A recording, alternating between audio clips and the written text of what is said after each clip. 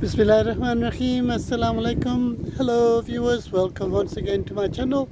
You're watching my channel, Muhammad Atiq Anwar, and education for us all, excuse me. So you find me in the outdoors once again, and today I'm covering a special event which happens every year. It's an open day at a historical cemetery known as the Lister Lane Cemetery. So, I mean, there used to be a TV program called History on Our Doorsteps, and this is really history on our doorsteps. There is so much to learn from places such as like this. So today there's a guided tour, and I shall try and capture that as much as I can.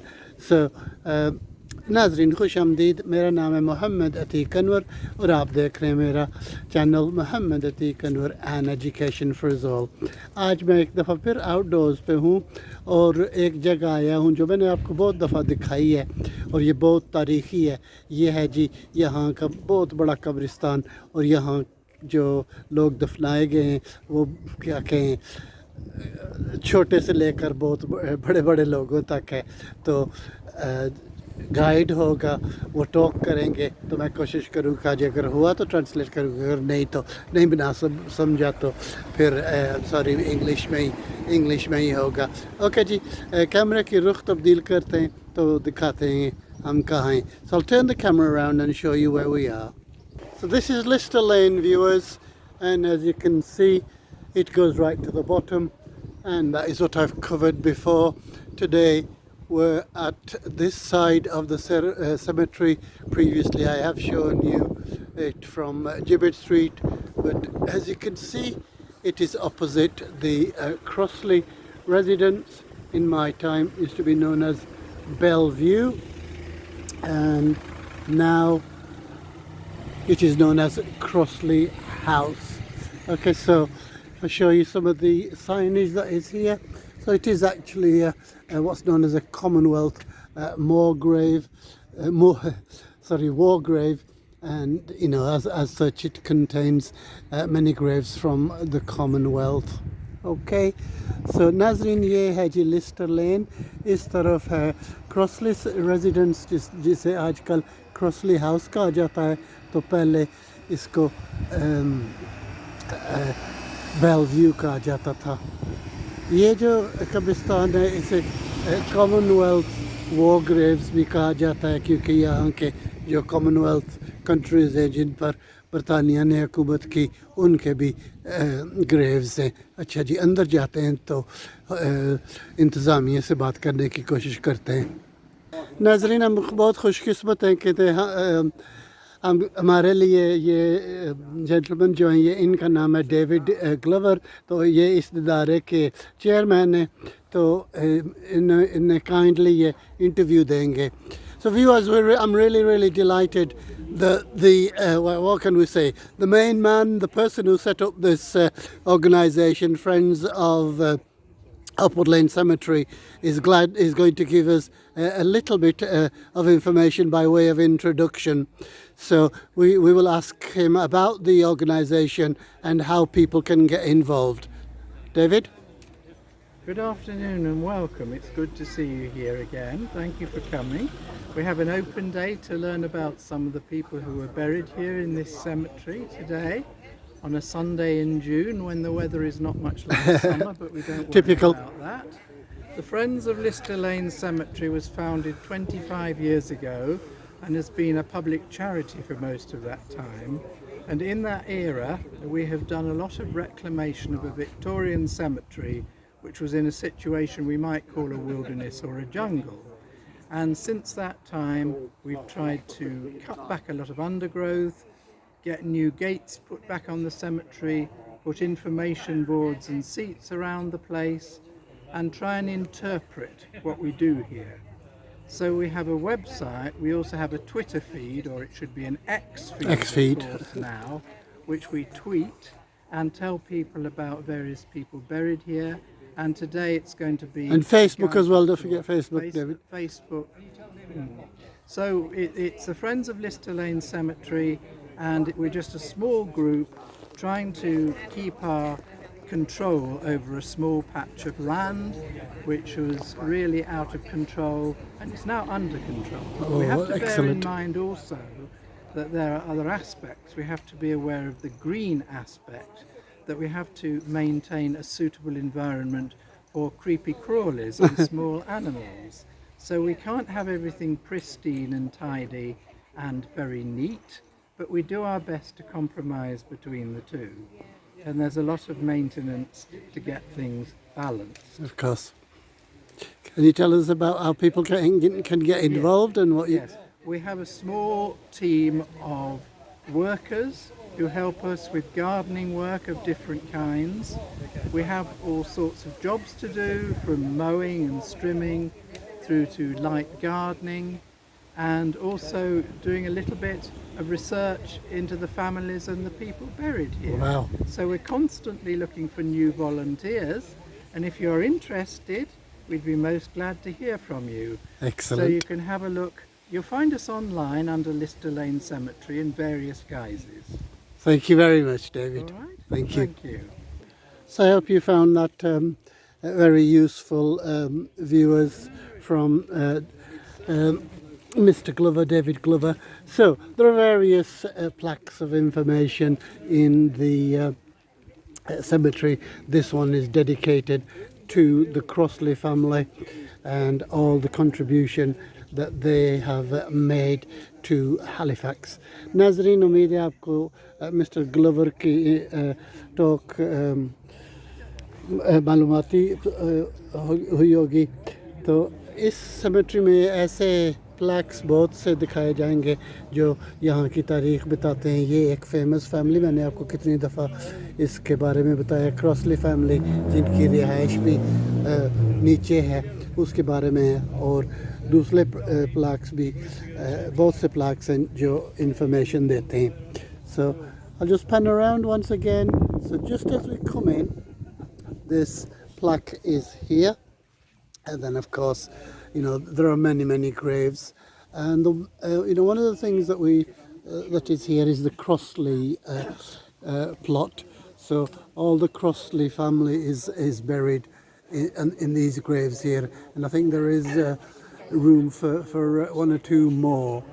And if we can just catch in that direction, we will go closer later, but there you could see the remnants of a chapel that used to house the coffins before the service.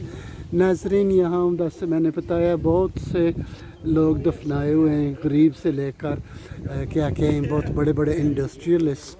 तो जैसा मैंने बताया, एक industrialist family वो थी जिसे क्रॉसलीज कहा जाता है. तो ये जो एरिया है, ये सब उस फैमिली का है. तो यहाँ वो दफनाए हुए हैं. अगर इस तरफ देखें तो वो एक चर्च जैसी बिल्डिंग दिखाई जाती है, उसे चैपल कहा जाता है, और वहाँ दफनाने से पहले कफन को रखते थे. Lane Cemetery, our summer open day on a piping hot day, wall-to-wall sunshine. We are enjoying ourselves, and we're going to enjoy ourselves whatever the weather throws at us. Thank you all for coming. It's good to see you. It's good to see some new faces, as long as, you know, you can come as many times as you like, and we've seen a few before, and it's lovely that you come back again. That's excellent.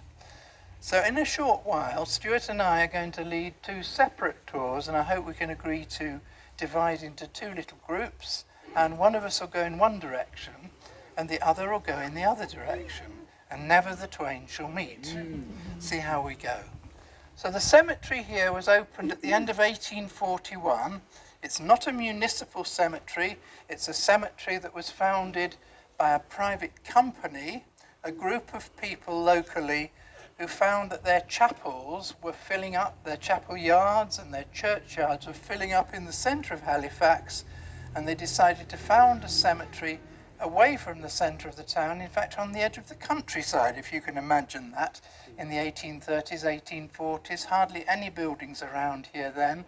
So they bought 3 acres basically, and the top section they honeycombed with vaults. The lower section they carted a lot of the earth from making those vaults down to the lower section and levelled the land down more, as you'll see as we go round. So two sections, and the top section on the whole tends to have the more affluent people buried with the more appealing, if you like, ornate monuments.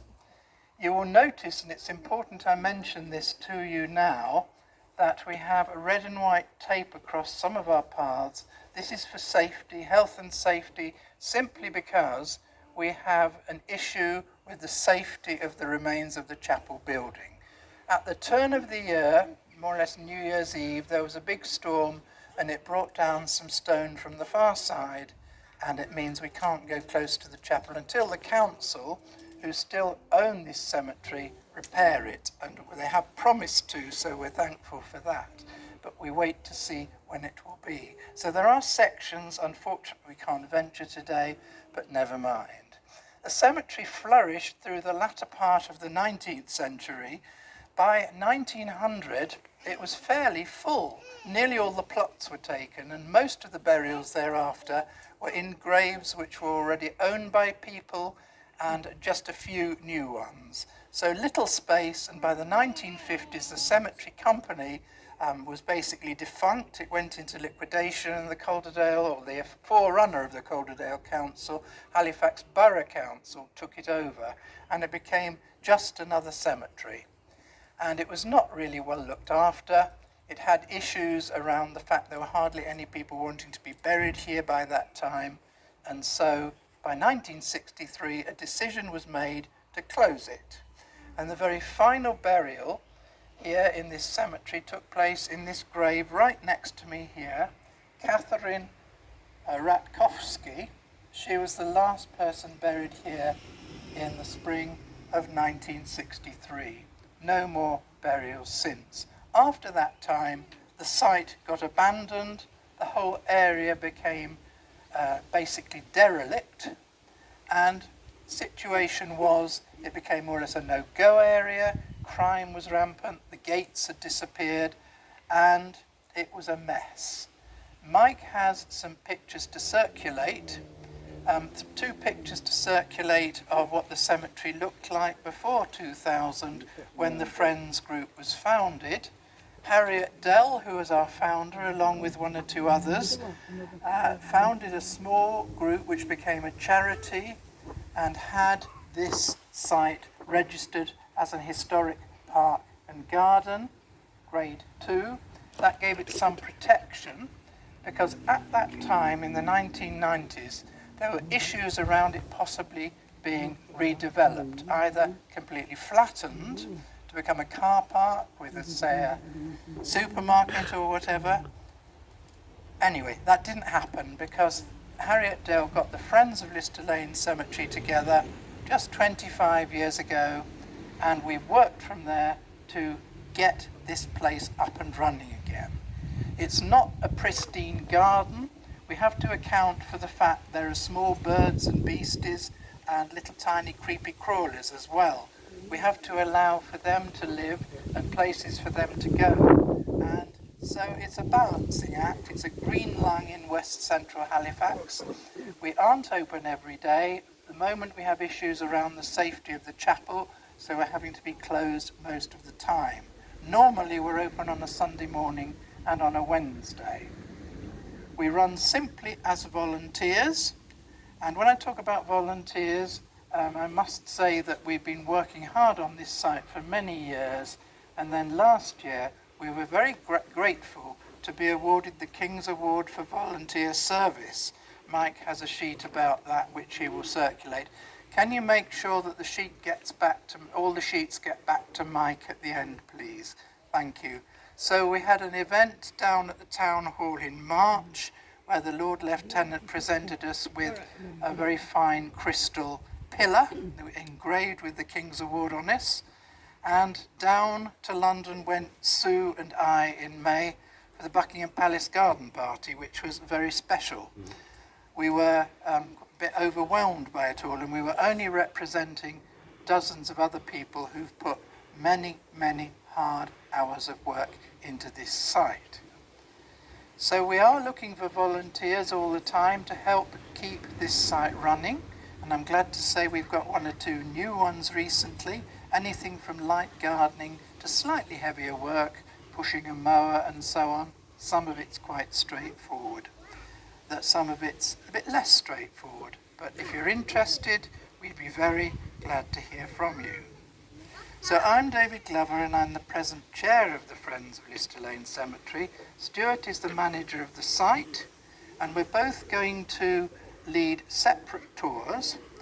Stuart's going to go in that direction, I'm going to go in this direction, and I hope we can agree to split into reasonably similar numbers so that neither of us just has sort of two to walk around with hopefully. Stuart, did you want to say a few words about your topic? Simple. So viewers, we've chosen Stuart, what's his surname? Wilkinson. Stuart Wilkinson, and he's going to cover sad death. So let him introduce it a little bit. Yeah, I'm going to go around the cemetery talking about the interesting sad deaths. And, Oh, wow. And that's it really. Thank you. So can you give us an example of an interesting death? You will see them, Okay. several of them. Thank you. The one we have is called Thomas Dodgson here. And on the 24th of April 1858, there was a fatal carriage accident in Halifax. And the inquest said a fatal accident happened to Mr. Thomas Dodgson, wool stapler and blanket manufacturer, through a collision with a runaway horse. Oh. The deceased gentleman was standing near his warehouse reading a placard on the wall and did not see the danger. He was warned by a person nearby, but being old and deaf, did not hear the warning. He died that evening of concussion of the brain caused by the injury received. The horse with carriage attached did other injury, but none of these were of a fatal nature.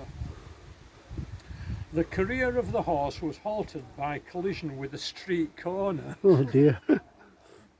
The carriage belonged to Mr. Morris of Woodhall, and the horse took fright when the wife of the owner was making a purchase in Silver Street. You can just imagine, can't you, going down into the centre of town in your horse and carriage to buy a bonnet or whatever.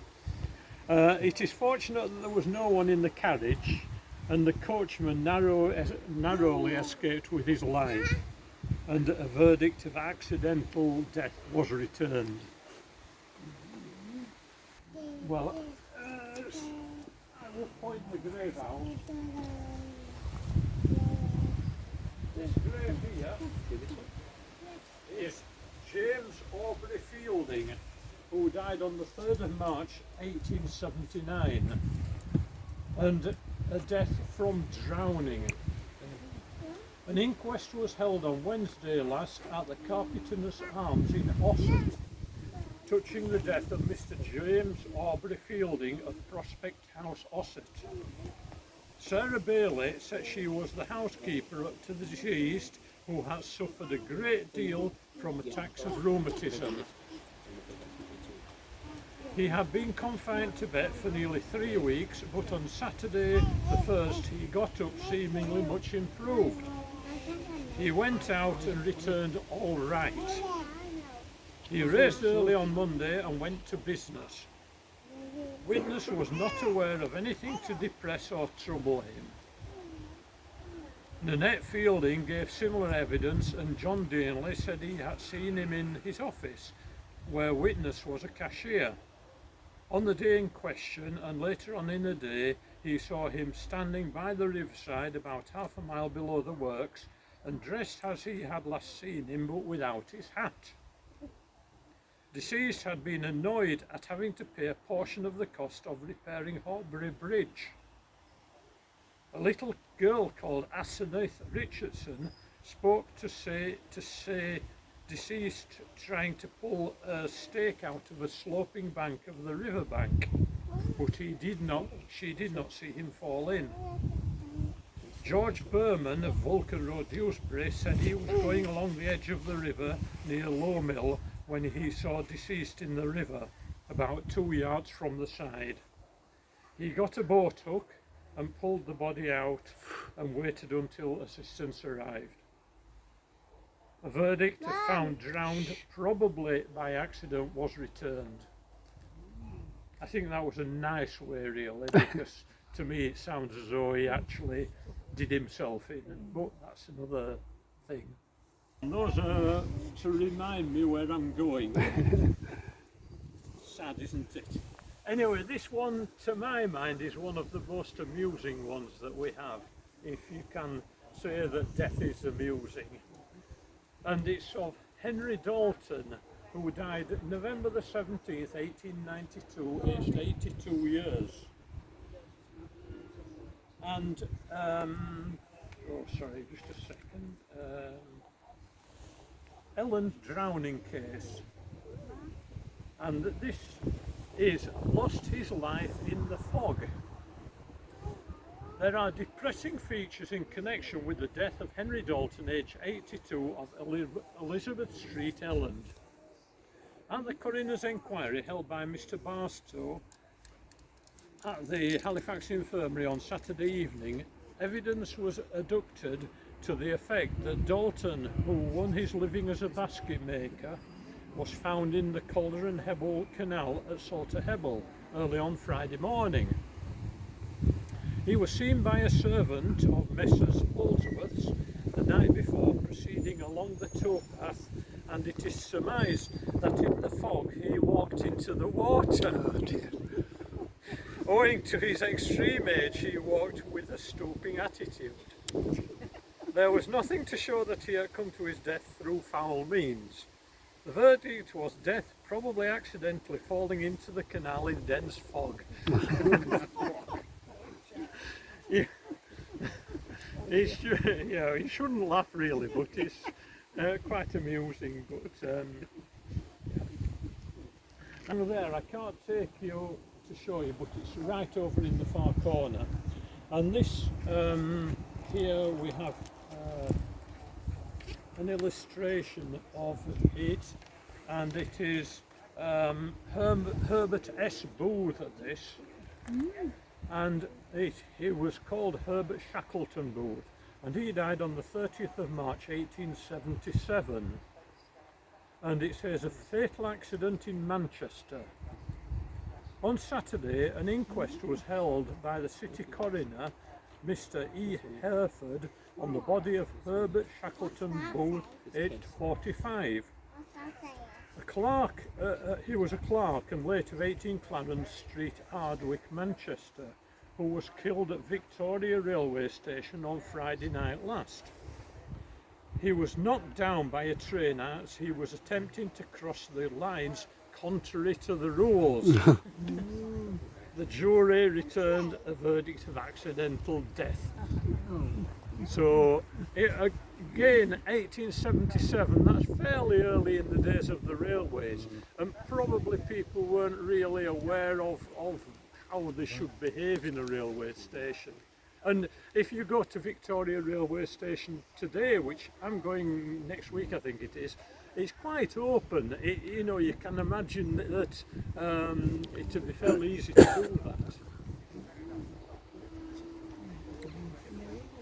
Here, with a plaque under it, that is planted for the Queen's Jubilee when she, just before she died, we planted that tree there. And then the weeping tree over there, that is a weeping cherry that we planted for the King's coronation. And just further down there, the tree, that's a new tree we've put in, and that is for peace. This cemetery is a member of the Significant Association of Cemeteries in Europe. It's in the top 100 cemeteries in Europe. And all the cemeteries in that group have planted a tree for peace. So we've got trees for peace in Paris, Milan, Croatia, all over Europe. Every country in Europe, they've got a tree for peace planted. Here is George, the beloved son of Scaife and Sarah Horner. Wonderful name, Scaife. And he was an 18-year-old lad, I think, 17 actually, in the 18th year of his age. And a fatal mill accident. On Wednesday, a mechanic named George Horner, employed at Dean Clough Mills, met with a serious accident while at work. He was endeavouring to pick some waste off a planing machine when on its return motion he was struck by a bracket on his leg and abdomen. His thigh was broken and his abdomen so severely injured that but little hope is entertained for his recovery. He was removed to the infirmary. The poor man died on Thursday. Yesterday evening an inquest was held at the infirmary by Mr. Castro, the newly appointed deputy coroner, and a verdict of accidental death was returned. The deceased lived in Brinton Terrace, and he died on the 7th of May 1869. So he's talking about a man, but he was 17, so he tells you a bit again about the age of, in 1800s, what they thought about the age of people.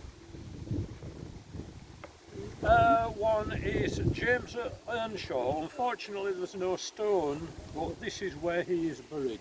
We know where everybody in this cemetery is buried, all 20,000 of them. We know exactly the position they're in, so I can assure you that he's in here.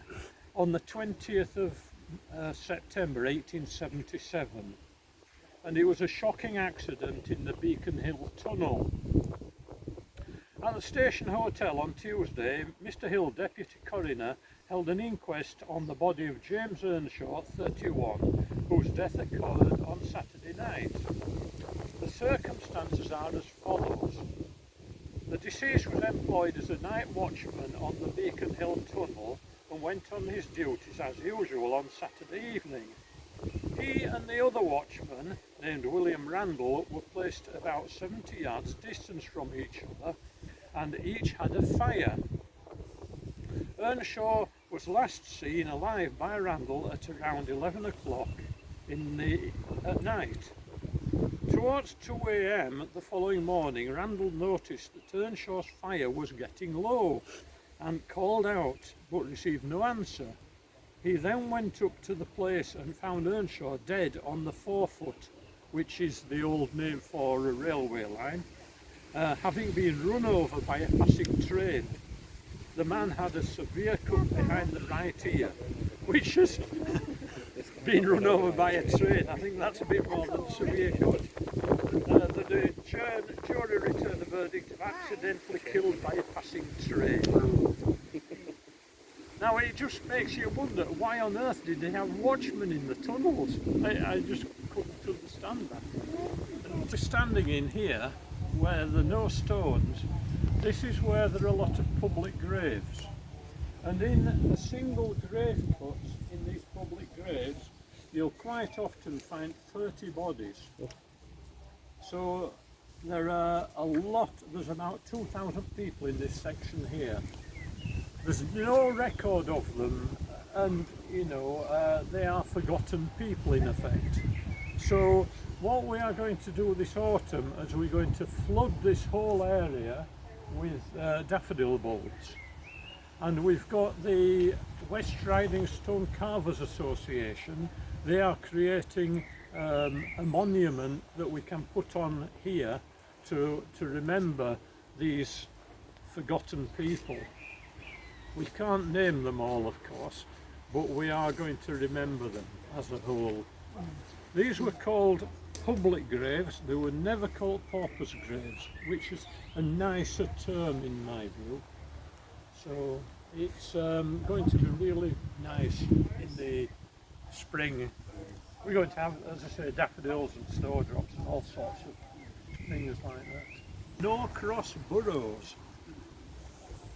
It's quite an unusual name. Now, the death that I'm going to talk about today is probably related to his death, but it's not actually the cause of his death. On the 27th of January 1859, highway robbery near Halifax on the 29th of November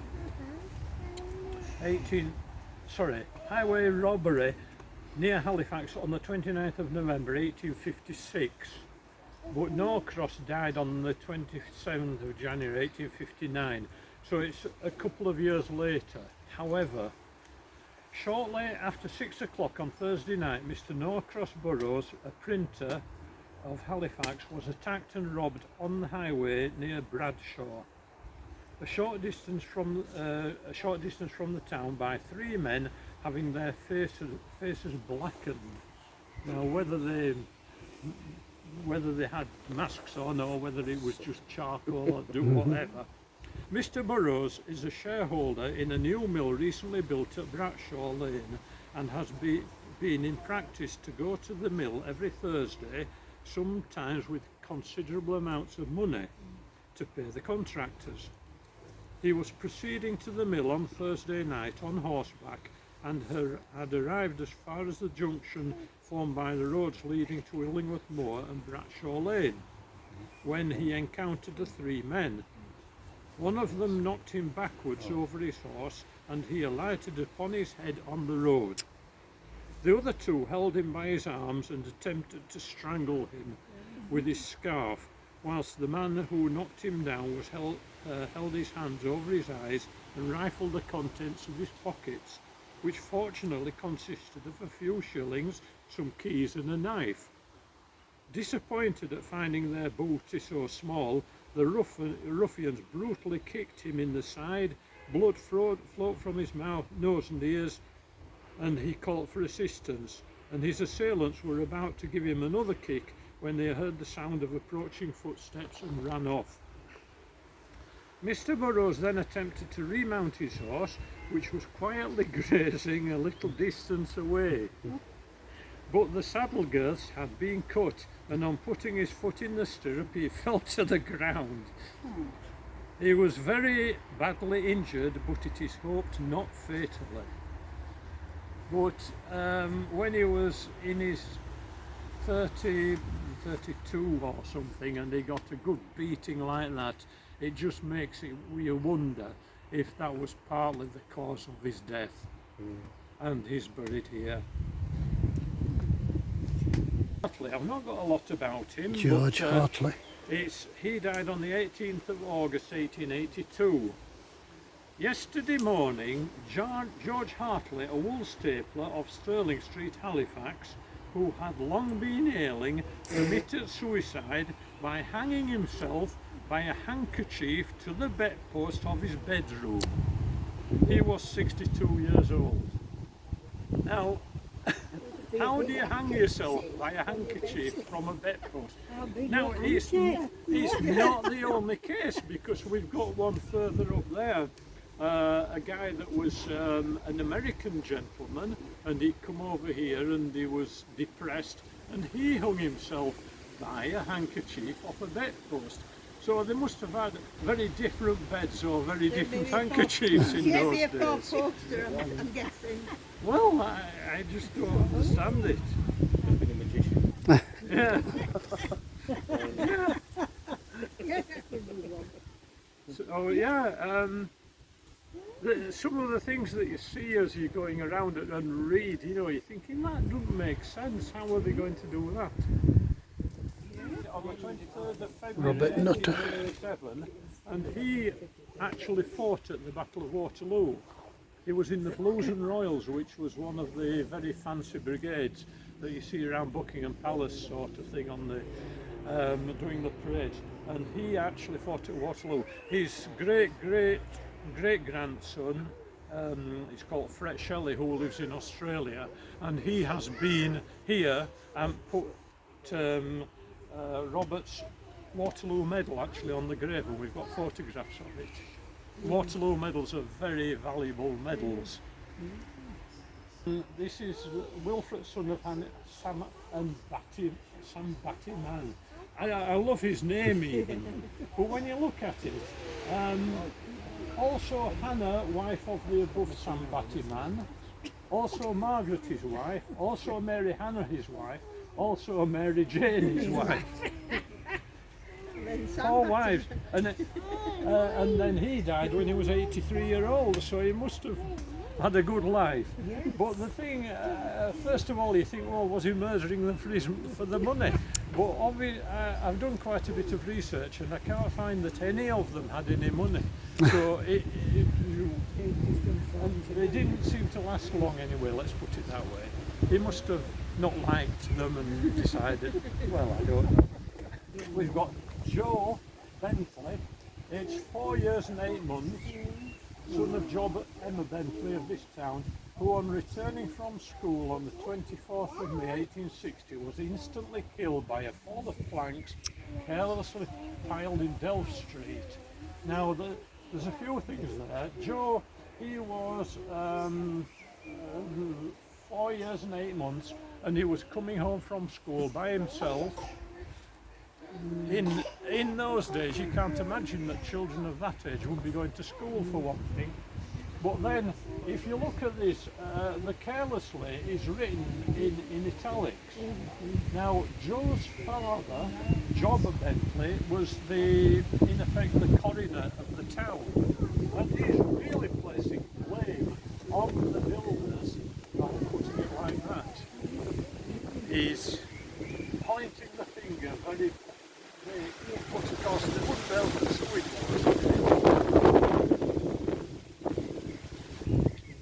That's the weeping willow, Oh, that one there.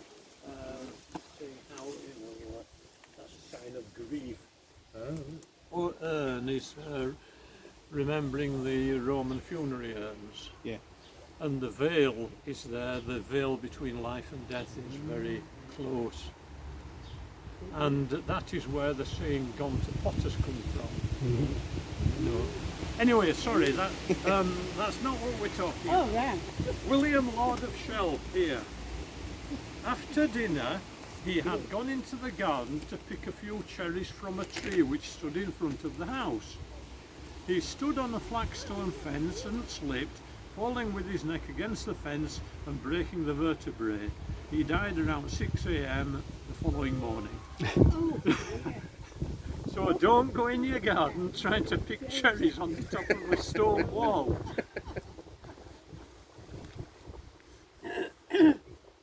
Right, now then, as we're here, you can see there's a rhododendron tree there, and there's a couple, oh, that's one as well, and whatever. This is not actually buried in this cemetery, but it's related to the cemetery. George Francis O'Hara, a boy's tree fall accident tragically occurred on the 18th of April 1967. So this is after the cemetery was closed. The death of George Francis O'Hara, son of Mr. and Mrs. Joseph O'Hara of 30 Raglan Street, Halifax, which is just on there, was described as a particularly tragic accident by the Halifax District Coroner, Mr. B.W. Little OBE, when he recorded a verdict of accidental death at the inquest today. The boy died after falling from a tree in Lister Lane Cemetery, Gibbet Street, on the 18th of April. Mr. Joseph O'Hara said that his son was fond of all kinds of children's activities. He broke his collarbone 9 months ago when he fell off a wall at Pelham Lane School, but he's made a good recovery. 8-year-old Paul Lawton said that he had been playing with George when the accident occurred. George had climbed up one side of the tree and the other side, but when George reached the top of the tree, a branch broke and he fell. Paul said he ran across the road to get help for him. Now, just up there was where the infirmary was, where the workhouse was, and so that's where he went. And staff nurse Margaret Rose Buckley said she was in the porter's office at St John's Hospital just after 5 p.m. when a boy came in and said that a boy had fallen from a tree in the cemetery. She said she found the boy still hanging from the tree by his jumper. She lifted him down and gave him mouth-to-mouth resuscitation until the ambulance came to take him to the Halifax Royal Infirmary. Detective Sergeant Donald Fotherby said that the boy had fallen from a rhododendron bush. He found a broken branch 5 foot from the ground and another about 2 foot from the ground. There were bloodstains running at the base of the lower branch to the ground. It seems as though the boy had fallen backwards from the top branch and caught his head on the lower branch, said the sergeant. Dr. Roger G. Pyra, the pathologist at St James's Hospital, Leeds, said that the boy had an oval cut below his left ear. A piece of wood was in the muscle at the base of the skull, and this had severed the spinal cord, causing almost instant death. The coroner said that it was in the nature of small healthy boys to climb trees. It had been established that the boy's death had been a pure accident. Yeah. Almost like a path of all these stones that are laid side by side. They were actually all at Square Chapel, and when there were some road improvements being made, they were all taken up. They had been taken up to Stony Royd Cemetery with the intent of breaking them up, but we said, you're not going to do that, we'll have them. So they were all put down there now. But the beauty of it is that the burial records for Square Chapel have all been lost. So these stones are the only record that there is of the people that were buried in Square Chapel. So it's a really important resource. What happened to the bodies? Are they still there? They were taken up to Stony Royd, just in a big pit sort of thing. Yeah. That we have put in because Adrian Smith was one of our helpers, and he sadly passed away. But he was really interested in Dan Milton, who was again a guy that fought at Waterloo. And this is a public grave, and in this grave there are 30 bodies. So there was a Waterloo veteran just dumped in next to there was a young girl that was the daughter of a sergeant in the militia as well, and several other people. But in those days they just buried them. It was a waste disposal system almost, and it was the next body in. So you'd have a man next to a woman, next to a child, next to a Catholic, to a Protestant, and whatever. It was just a question of somewhere to get rid of bodies. We're told that some of the graves are around about 27 feet deep, which they must be if you think about 30 people and depth of the coffin. Now whether they put, I suspect they use lime and whatever to try and reduce it down as quickly as possible, but with no evidence of that. Wife of James Elizabeth Heath of Halifax, and also James Heath. Now, James was a grocer, but he had a sideline, and it was burying people. Approximately a third of the people that are buried in this cemetery were buried by James Heath, who was a grocer. And he was a sort of one of these people that didn't do religious services as such, and he, for people that didn't believe or whatever, or couldn't afford a lot either, because he was very cheap. He, rather than a preacher man who would charge a lot, he didn't charge much. But he wasn't a preacher man, but he buried a lot of people in the cemetery. And on the same day that his daughter was buried, he did the service of a child in the cemetery. Basically, for 16 years, he buried one person a day for 16 years. Wow.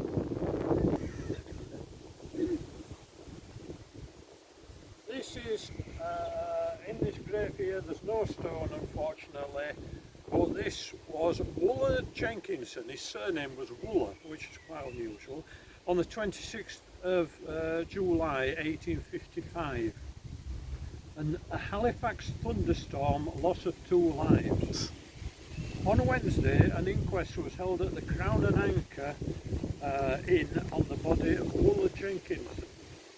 The unfortunate man was drowned whilst trying to take out a plank of wood from the brook, and he was carried away by the stream whilst doing so.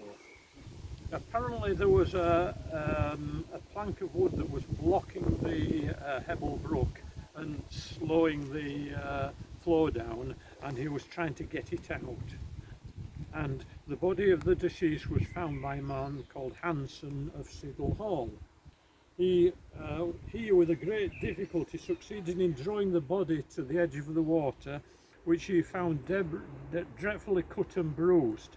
None of his clothing being left on, but a portion of his shirt which was turned over the head, and some portion of stockings. Can you just imagine that? The jury, after a short consultation, frowned a verdict of accidentally drowned. Now, in the same event, at the same time, there was a little boy called, I can't remember his first name, but he was definitely Wilkinson, a young lad, and he was in the cellar of his grandma's house, and he was drowned as well when a wall collapsed because of the water. So, yeah. Bellevue here, and the Elmsales is further down. Right, this is an interesting one to me anyway. Isaiah, son of John and Sarah Rushworth of Mount Pillen, who died November 1863, aged 28 years, after 2.5 years service in the Federal Army of America. Also of the above Sarah Rushworth. Now in those days apparently, if you joined the Federal Army of America, you could get instant citizenship of America if you were fighting for them. So probably he did that so that he would get freedom. Barker. Sarah and Barker. Sarah Ann Barker, who was quite interesting because she died in 1919 and yet she was present at all the Peace Hall sings. Now in the Peace Hall, every 5 years on Whit Sunday they had a sing, and there were quite often up to 30,000 people in the Peace Hall from Sunday schools and whatever, singing psalms and all that sort of thing, and from all the local Sunday schools and churches. And Sarah Ann Barker attended every one of them, and she died when she was 94. Well, her first one, she was 6 years old when she attended, and she was from Lightcliffe, and she was telling how they walked from Lightcliffe when she was 6 years old, walking from Lightcliffe to the Peace Hall in a long dress, and it was steaming hot summer, and you know, just yeah.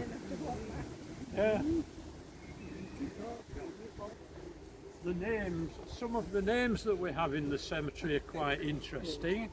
This one here is Onesphorus.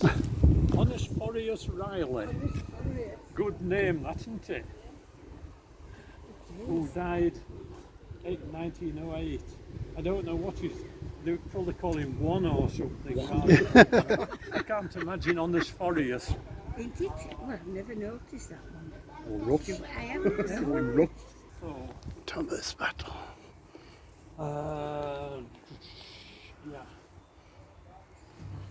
Thomas Battle. Battle. Now he was an interesting guy because not only had he got an odd name, he was from Shropshire, and the reason that I picked him up was that he married a girl called Elizabeth, and she was from Huddersfield. He was from Shropshire, and yet they married in Manchester Cathedral, and I couldn't understand why a girl from Huddersfield would marry somebody in Manchester Cathedral. All turns out that he was a trooper, and he was fighting to stop the riots in Manchester at the time.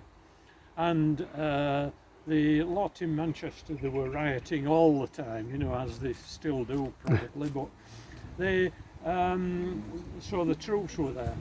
The next thing is he was on a boat going out to Australia, guarding the convicts going out to Australia. He then spent a considerable time in Australia, and he had a couple of children with his wife, because he went out with his wife on board boat, spent a few children in Australia. The next thing is he's on a boat going to India to fight the Sikhs, and he has a couple of children in India.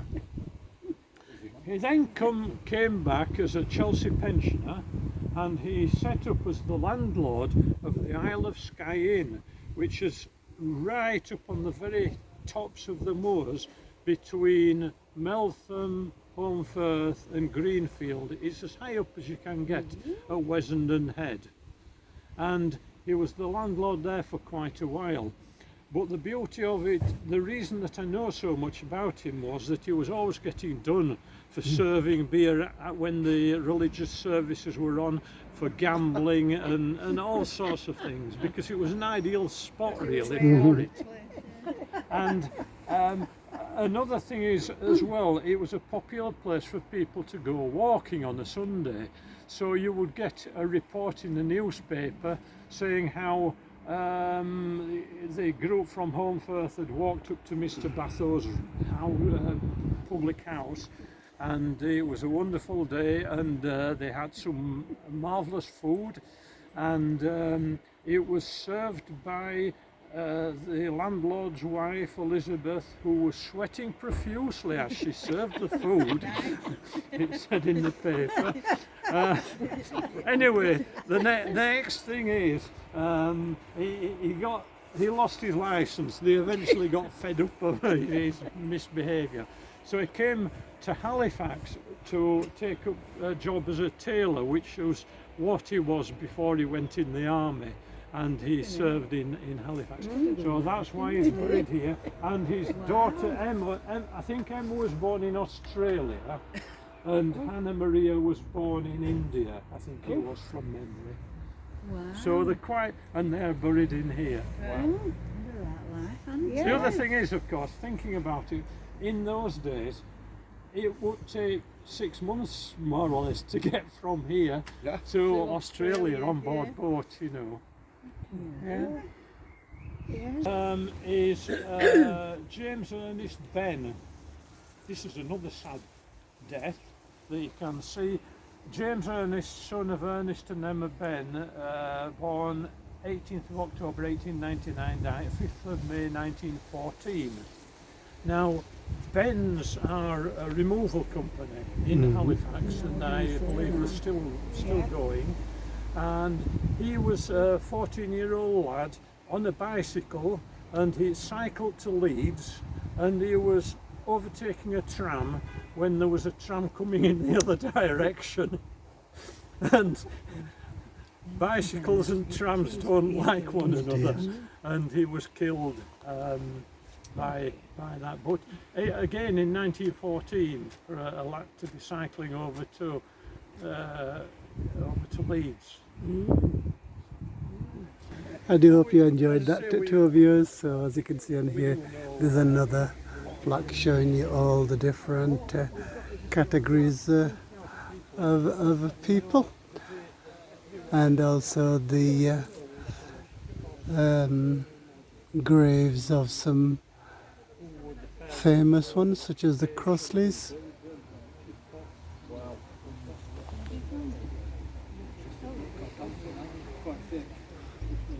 As many of you know, we have a famous building society in Halifax, or a bank that started in Bank, and these are some of the people who founded the bank.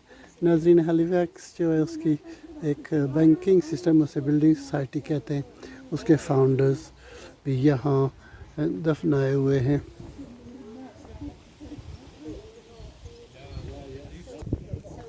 So viewers, I do hope you found that interesting. So as I say, it's history on our doorstep, and it's always interesting to you know, for me it's very interesting anyway to be watching or being part of such things. I know the video is a little bit long, but I do hope you will watch it fully. And well, obviously, as I always say, if not fully in one go, then in chunks, please. नाज़रीन, उम्मीद है आपको ये video पसंद आई होगी। ये मेरे लिए ये बहुत तारीख़ी है क्योंकि हमारा ये इलाका है और यहाँ ये क्या कहें हिस्ट्री है। तो प्लीज़ आई नो, मुझे मालूम है कि बहुत लंबी वीडियो हो गई है, मगर थोड़े थोड़े हिस्सों में इसे मुकम्मल देखिएगा और बाकी जो प्लेलिस्ट हैं उनको भी देखिएगा। Progress again rather slow, so please help in whatever way that you can by playing the videos fully and playing the playlist. So we're going to end the video there, viewers. Until the next time, I say thank you for watching. Please keep watching, look after yourselves. Goodbye. नाजरीन, अपना ख्याल रखना, दूसरों का ख्याल रखना, दुआओं में याद रखना। अल्लाह हाफिज़।